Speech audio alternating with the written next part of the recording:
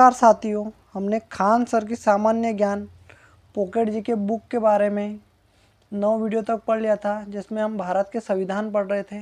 10वें वीडियो में हम आज पढ़ेंगे।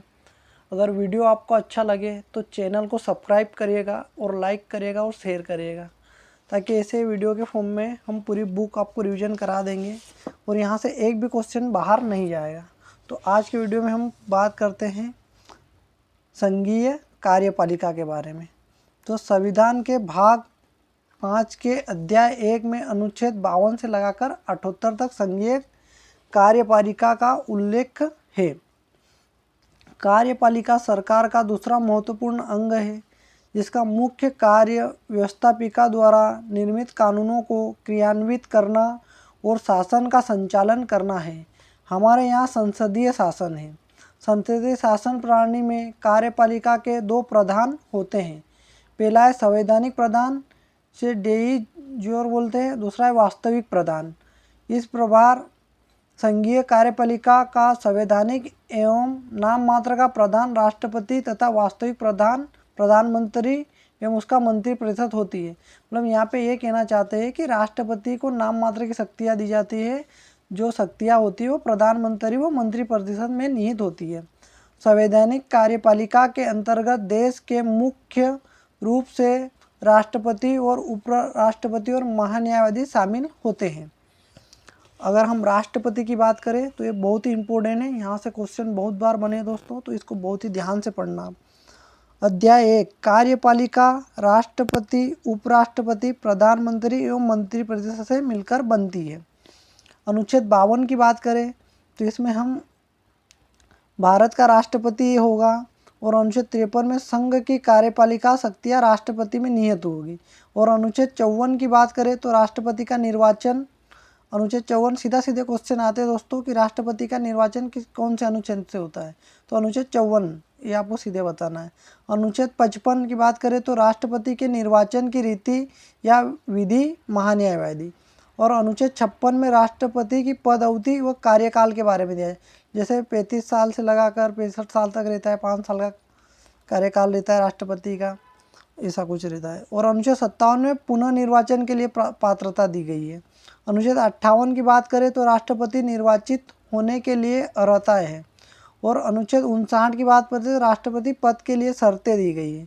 और अनुच्छेद 60 की बात करें तो राष्ट्रपति द्वारा शपथ या प्रतिज्ञान, यहाँ से बहुत बार क्वेश्चन बना है कि राष्ट्रपति की शपथ कौन से अनुच्छेद में दिलाई जाती है, तो अपन को अनुच्छेद 60 बताना है। और अनुच्छेद 61 में राष्ट्रपति पर महाभियोग चलाने की प्रक्रिया, ये बहुत ही बार क्वेश्चन बना है दोस्तों। जैसे महाभियोग लगाना हो तो लोकसभा राज्यसभा 2/3 सदन से किसी भी सदन से लगा सकते हो। अभी तक ये अच्छा है कि किसी भी राष्ट्रपति पर महाभियोग नहीं लगाया गया है। और अनुच्छेद 62 की बात करें तो राष्ट्रपति के पद में रिक्त को भरने के लिए निर्वाचन कराने का समय और असीमित रिक्ति को भरने के लिए निर्वाचित व्यक्ति की पदावधि, मतलब 6 महीने तक से ज़्यादा पद खाली नहीं रख सकते राष्ट्रपति का। अनुच्छेद 70 अन्य असीमितताओं में राष्ट्रपति के कृत्यों का निर्वहन होगा। और अनुच्छेद 71 राष्ट्रपति या उपराष्ट्रपति के निर्वाचन से संबंधित या सशक्त विषय है। अनुच्छेद 72 इसमें क्षमादान आदि और कुछ मामलों में दंडादेश के निलंबन, परिहार या लकड़करण की राष्ट्रपति की शक्ति है। मगर राष्ट्रपति चाहता है तो किसी की फांसी की सज़ा रुकवा सकता है, उसे क्षमा भी कर सकता है और कुछ साल की सज़ा दे सकता है। अनुच्छेद 73 संघ की कार्यपालिका एवं शक्ति का विस्तार। अनुच्छेद 123 संसद के विश्रांतिकाल में अध्यादेश जारी प्रख्यापित करने की राष्ट्रपति की शक्ति। केंद्रीय मंत्रिमंडल की सिफारिश पर भारत के राष्ट्रपति द्वारा प्रख्यापित किया जाता है कि इसका संसद के अधिनियम के समान प्रभाव होगा। भारत का राष्ट्रपति संसद का अभिन्न अंग है। वह भारत का प्रथम नागरिक है।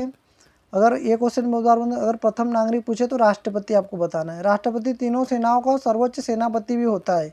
राष्ट्रपति भारतीय संघ की कार्यपालिका का औपचारिक प्रधान है। वो राष्ट्रपति देश का मुखिया या प्रधान है। देश के सभी कार्य राष्ट्रपति के नाम से किए जाते हैं। वह देश का संवैधानिक अध्यक्ष होता है, जिसका निवास राष्ट्रपति भवन नई दिल्ली में है तथा राष्ट्रपति भवन का निर्माण शुरू 1912 में हुआ था। तथा 1929 में बनकर तैयार हो गया। एयर इंडिया वन भारतीय राष्ट्रपति, उपराष्ट्रपति व प्रधानमंत्री को ले जाने के लिए है, जिसका इंदिरा गांधी अंतर्राष्ट्रीय हवाई अड्डे का संचालन होता है। राष्ट्रपति देश का राज प्रमुख, संवैधानिक प्रमुख या नाम मात्र का मुख्य कार्यकारी प्रमुख है। देश का प्रथम नागरिक है। वह देश की एकता, अखंडता का प्रतीक है। संविधान के अनुच्छेद 52 में कहा गया है कि भारत का एक राष्ट्रपति होगा और अनुच्छेद 53 के अनुसार संघ की समस्त कार्यपालिका शक्तियाँ राष्ट्रपति में निहित होगी, जिसका प्रयोग वह स्वयं या अपने अधीनस्थों के माध्यम से करेगा। व्यवहार में उसे मंत्रिपरिषद की सलाह मानने के बाध्य किया गया है। मतलब राष्ट्रपति कोई भी फैसला ले रहा है तो उसमें मंत्रिपरिषद की सलाह लेना बहुत ही जरूरी है। राष्ट्रपति का निर्वाचन, अनुच्छेद 54। राष्ट्रपति का निर्वाचन अप्रत्यक्ष रूप से निर्वाचन मंडल द्वारा किया जाता है।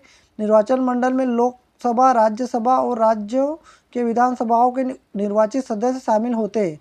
राष्ट्रपति के निर्वाचित मंडल में 50 प्रस्तावक और 50 अनुमोदक होते हैं तथा 15,000 रुपये जमानत राशि निर्धारित की गई है, जो भारतीय रिजर्व बैंक में जमा करनी होती है।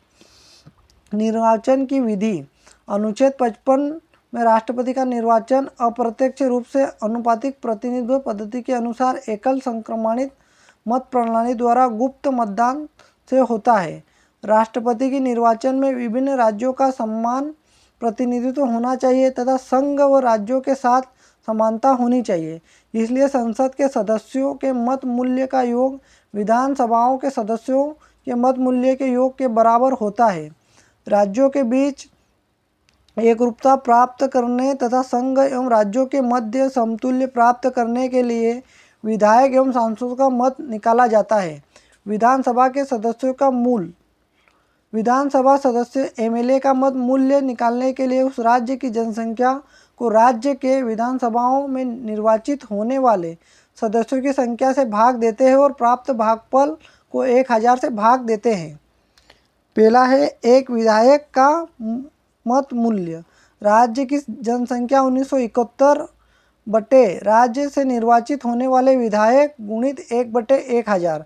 जैसे राजस्थान के विधायक का मत मूल्य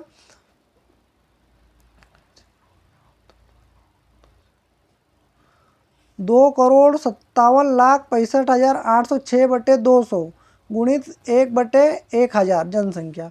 तो तात्पर्य है 1971 की जनसंख्या है। 1971 में राजस्थान की जनसंख्या थी, इसलिए राजस्थान के एक विधायक का मत मूल्य 129 है। 84वें संविधान संशोधन अधिनियम 2001 के द्वारा प्रावधान किया गया है कि राष्ट्रपति के निर्वाचन में 1971 की जनसंख्या 2026 तक प्रयुक्त की जाएगी। दूसरा है सांसद के मत का मूल्य। सभी राज्यों के विधायकों के मत मूल्य का योग बटे संसद के निर्वाचित सदस्यों की संख्या। जैसे 54,000 5,49,494 74/776 बराबर 708.09 या 708। राज्यसभा से निर्वाचित सदस्य 233, लोकसभा से निर्वाचित सदस्य 543, दोनों सदनों से निर्वाचित सदस्यों का योग 776 है और संसदों के मत का मूल्य योग 776 गुणित 708 बराबर 5,49,408 है। नोट: 16वें राष्ट्रपति चुनाव 2022 में द्रौपदी मुर्मू को 6,76,803 वोट और 64.03% मिले हैं, जबकि विपक्ष में यशवंत सिन्हा को 3,80,177 मतलब 35.97% वोट मिले हैं। निर्धारित कोटा: चूँकि राष्ट्रपति का निर्वाचन अनुपातिक प्रतिनिधि के द्वारा एकल संक्रमणित मत पद्धति से और गुप्त मतदान द्वारा होता है, इसलिए राष्ट्रपति के चुनाव में निर्वाचन होने के लिए उम्मीदवार को वोट का एक निश्चित भाग प्राप्त करना होता है, जिसे कोटा कहते हैं। कोटा बराबर कुल वैध मत बटे निर्वाचित होने वाले पद की संख्या +1+1। कोटा बराबर कुल वैध मत बटे 1+1+1। मानो कुल वैध मत यदि 100 है, क्योंकि यह एक व्यक्ति ही राष्ट्रपति निर्वाचित होने है, इसलिए कोटा 100/1/1+1 बराबर 100/2+1 बराबर 50 + 1 बराबर 51 मत। राष्ट्रपति के निर्वाचन संबंधित प्रावधान राष्ट्रपति एवं उपराष्ट्रपति निर्वाचन अधिनियम 1952 में वर्णित है। अनुच्छेद 71 के अनुसार राष्ट्रपति व उपराष्ट्रपति के निर्वाचन संबंधी विवाद उच्चतम न्यायालय द्वारा हल किए जाते हैं। कार्यकाल अनुच्छेद 56 के अनुसार राष्ट्रपति का कार्यकाल पद ग्रहण करने की तिथि से 5 वर्ष होता है, परंतु वह अपने पद पर तब तक बना रहता है जब तक उसका उत्तराधिकारी पद ग्रहण नहीं कर लेता। वह उपराष्ट्रपति को संबोधित कर पद से त्यागपत्र दे सकता है। उपराष्ट्रपति इसकी सूचना तुरंत लोकसभा अध्यक्ष को देगा। पुनर्निर्वाचन अनुच्छेद 57 कोई व्यक्ति जितनी बार चाहे देश का राष्ट्रपति निर्वाचन हो सकता है। संविधान इस मामले में मौन या चुप है। निर्वाचन की योग्यता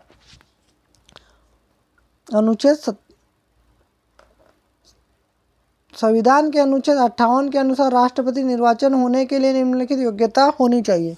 पहली, वह भारत का नागरिक हो, उसकी आयु 35 वर्ष से कम न हो, लोकसभा का सदस्य बनने के योग्य हो, भारत या राज्य सरकार के अधीन लाभ के पद पर न हो। राष्ट्रपति के लिए शर्तें अनुच्छेद 59। पहला है संसद या राज्य विधानमंडल के किसी सदन का सदस्य नहीं होना। दूसरा है अन्य कोई लाभ का पद धारण नहीं करेगा। तीसरा है राष्ट्रपति को संसद द्वारा निर्धारित वेतन एवं भत्ते प्राप्त होंगे।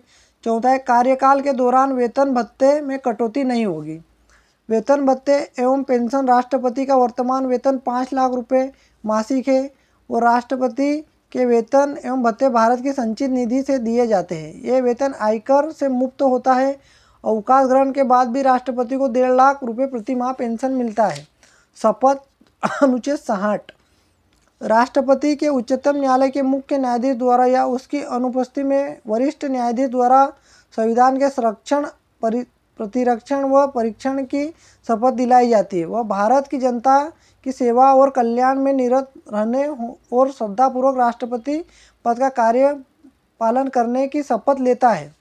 महाभियोग की प्रक्रिया अनुच्छेद 61। संविधान का अतिक्रमण करने पर राष्ट्रपति को अनुच्छेद 61 में वर्णित महाभियोग प्रक्रिया पद से हटाया जा सकता है। महाभियोग प्रक्रिया संसद द्वारा चलाई जाने वाली ये अर्धन्यायिक प्रक्रिया है। यह प्रक्रिया संसद के किसी भी सदन से शुरू की जा सकती है, अर्थात लोकसभा से भी और राज्यसभा से भी। वो आरोप का प्रस्ताव प्रोपोजल, संकल्प, रेजोल्यूशन के रूप में होना चाहिए।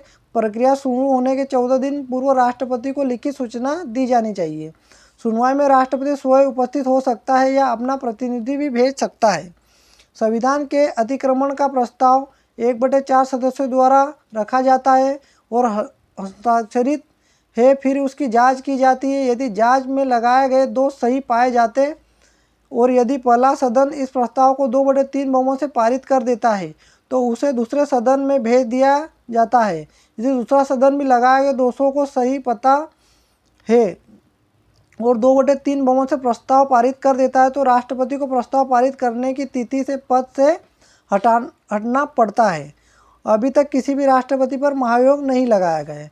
पद रिक्त होने पर जब राष्ट्रपति पद पर नहीं होते तो उनकी सभी कार्यों को उपराष्ट्रपति देखता है और यदि दोनों ही पद पर नहीं हो तो उच्चतम न्यायालय का मुख्य न्यायाधीश कार्यवाहक राष्ट्रपति के रूप में कार्य करता है। ऐसा केवल एक ही बार हुआ है जब 20 जुलाई 1969 से 24 अगस्त 1969 तक कार्यवाहक राष्ट्रपति रूप में न्यायमूर्ति एवं हिदायतुल्लाह रहे। जब हिदायतुल्लाह कार्यवाहक राष्ट्रपति बने तो उन्हें सर्वोच्च न्यायालय के वरिष्ठ न्यायाधीश जेसी शाह ने शपथ दिलाई थी।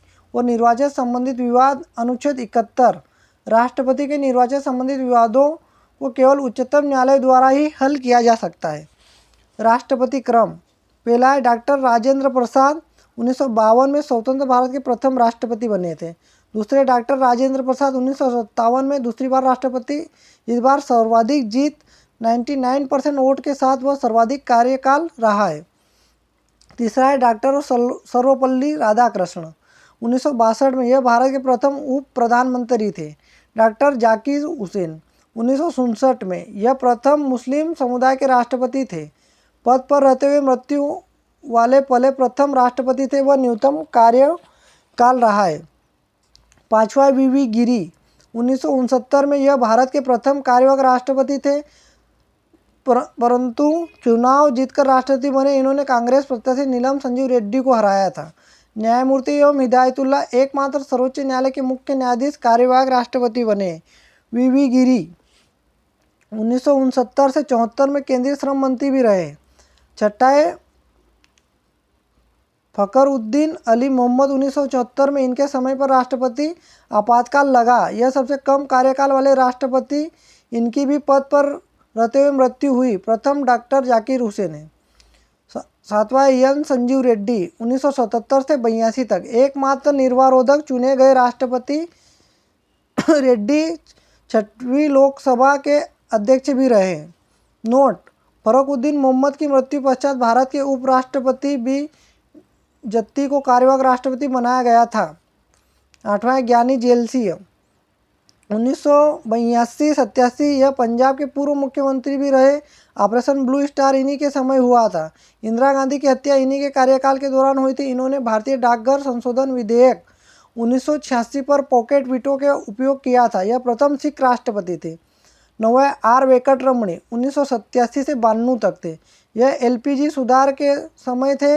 यह वित्त मंत्री थे जो बाद में राष्ट्रपति बने। इन्होंने 4 प्रधानमंत्रियों राजीव गांधी, वीपी सिंह, चंद्रशेखर, पीवी नरसिम्हा राव के साथ कार्य किया है। 10वां शंकर दयाल शर्मा 1992-97 में यह पहले उपराष्ट्रपति भी रह चुके हैं। 11वें के आर नारायण 1997 से 2002 तक यह प्रथम दलित राष्ट्रपति बने। पूर्व IFS भी थे। 12वें एपीजे अब्दुल कलाम 2002 से 2007 तक यह प्रथम वैज्ञानिक भी थे जो राष्ट्रपति बने और राष्ट्रपति बनने से पूर्व भारत रत्न सम्मानित 1997 में इन्हें विजन 2020 दिया गया था। 13वां प्रतिभा पाटिल सिंह 2007 से 2012 तक यह भारत की प्रथम महिला राष्ट्रपति। इन्होंने भोरे सिंह शेखावत को हराया तथा राजस्थान की प्रथम महिला गवर्नर भी थी। 14वां प्रणब मुखर्जी 2012 से 2017 तक यह पहले वित्त मंत्री भी थे। 15वां है रामनाथ कोविंद 2017 से 2022 तक यह भारत के दूसरे दलित राष्ट्रपति थे। 16वें द्रौपदी मुर्मू 2022 से वर्तमान क्रमशः 16वें राष्ट्रपति व्यक्तिगत। 15वें राष्ट्रपति यह प्रथम आदिवासी महिला व राष्ट्रपति, दूसरी महिला राष्ट्रपति। जन्म बेदापासी गांव मयूरभंज उड़ीसा में। यह आज़ादी के बाद जन्म लेने वाली पहली राष्ट्रपति। मैं बता दूं 1958 में इसका जन्म हुआ था। यह सबसे कम आयु की राष्ट्रपति जिसने 25 जुलाई 1922 को शपथ ली थी राष्ट्रपति पद की। और 64 वर्ष वीवी गिरी वाली पहली राष्ट्रपति है। यह पश्चात सबसे कम वोट प्राप्त करने वाले। इन्होंने यशवंत सिंह को राष्ट्रपति चुनाव से हराया गया था।